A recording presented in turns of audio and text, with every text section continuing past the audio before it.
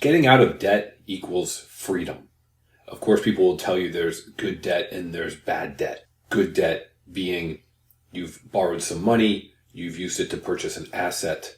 The asset is generating more value than the debt is costing you. Let's just call that good debt. What I'm talking about is bad debt. You have credit card at 25% and your interest rate, and you're using it to purchase things like shoes, and over time those shoes end up costing you twice as much because your interest rate on your card is so high. Or you've got a personal loan that you've used to consolidate your credit cards, and that loan is 12%, 15%, 18%. That's bad debt. You want to get rid of that because it's costing you so much in interest that it's really just a waste of money that you could be using for other things, expenses or savings or building your wealth.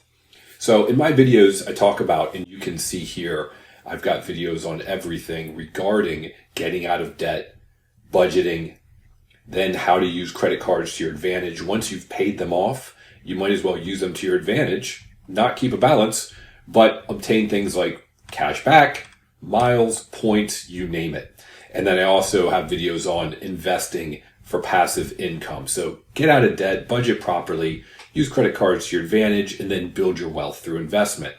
Every month I talk about interest rates, and then also every week I look at alternatives to the US dollar because the dollar goes down in value, particularly because of inflation and other things. So we look at alternatives to holding the dollar for your savings or your emergency fund. So today we're going to talk about federal government spending and debt. What does it mean to you? Should you care? And if so, why should you care? Take a look at this. Last week, a couple of days ago, they signed $1.2 trillion spending bill for the federal government. The federal government talks about a fiscal year.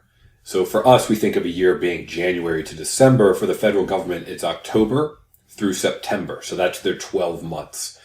And they're going to spend another $1.2 trillion. Recently, President Biden is talking about a $7.3 trillion budget for 2025. That's a huge number. Now, that's the spending bills and what the government is spending.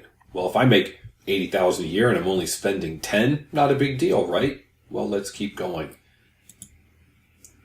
Looking at, and there's a couple ways to look at the federal debt, and I love this thing because, yeah, it'll probably make you feel a little anxious to watch these numbers constantly go up. This U.S. national debt here at over 34 trillion, and as you can see, it's going up at an incredible rate of speed, and it doesn't stop because the government's spending more than they bring in. This is the debt.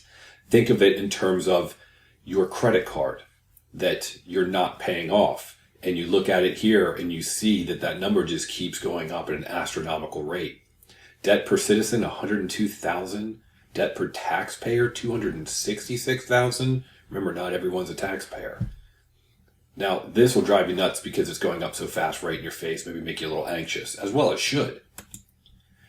This is put out by the Treasury Department, and by date, for example, on 3/21, you can see the total public debt.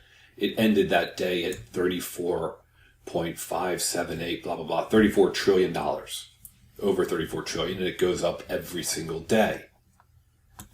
So that was the budgets of the U.S., right? How much they are budgeting to spend. We looked at the total amount of the debt. Now let's look at the trajectory. The trajectory of the debt, and this shows only through the end of last year, 2023.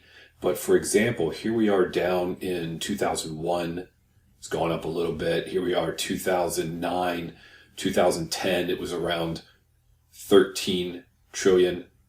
And all of a sudden from 2010 till now, it's at 13, 14 years. It's almost tripled to 34 trillion. So this number is going up, up, up. Now, this isn't what the government's spending. This is the debt. Meaning this is the amount of money they spent over what they brought in. It's as if you made $60,000 a year, but you were spending, say, $100 a year, and you're $40,000 in the hole every year, and it just keeps adding up. As you can imagine, if this was the trajectory of your debt, things would not end well. Now, in terms of the debt, this was an interesting article. This was by the Bipartisan Policy Center. So they just showed that in 2024 alone, February 2024, So this is not counting 23, but they said so far in fiscal year 2024, this was as of March, I think March 11th. Let's look up here. Yeah, March 11th. So 2.5 months. They said the government has a deficit of $830 billion, meaning they added another $830 billion, almost $1 trillion in debt. How'd they do that? Well, they brought in $1.9 trillion in revenue, and they spent $2.7 trillion. Imagine the conversation that you and your spouse would have if you brought in $15,000 over 3 months and you spent $22,000. You might want to stop that. So another article just verifying that, this is CNBC. Look at this headline. The U.S. national debt is rising by $1 trillion every 100 days. It's almost every 3 months. That is an incredible rate of speed at how fast they're adding it. They're voting to spend more. They are spending more. We're going up in debt, and the trajectory is unbelievable. All right. Now, what does that mean? So what? Who cares? So why should we care? Well, most of the articles show, and economists will tell you, that when the debt rises, the federal government debt rises, there's less investment into businesses. And that will, of course, slow economic growth. And when you're slowing economic growth, just think of it in terms of less jobs, pay doesn't go up as fast, and then it also causes things such as inflation, where things are more expensive. Now, does it matter if things get more expensive if everyone's income keeps going up? So that's when they talk about inflation versus wages and how are things growing. So if inflation is 10%, but your wage growth is 20%, well, you may not care. But if inflation is 10% and your wage growth is not, you do care. So you're making $80,000 a year, and after you spend and pay for your food and everything else, maybe it costs you $50,000, and then there's taxes, and you got a little bit in savings. Great.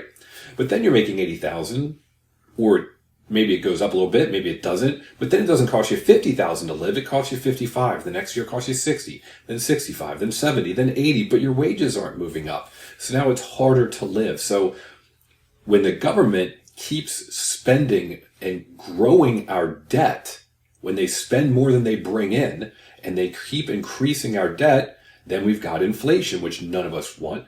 Rising debt, federal government debt, state government debt, whatever it may be, particularly federal government debt, is bad for you and all of us. It causes inflation. That's why I go over every week a basket of goods in ways to try to beat inflation by putting money and saving money in alternatives to the US dollar. I go over that every Friday, and then we also go over interest rates. But all of this means that if things are getting more expensive, then that's even another reason for you to get out of debt as soon as you can and try to eliminate that debt. And I've got various videos to do that. Take a look at the videos, and I will see you next time.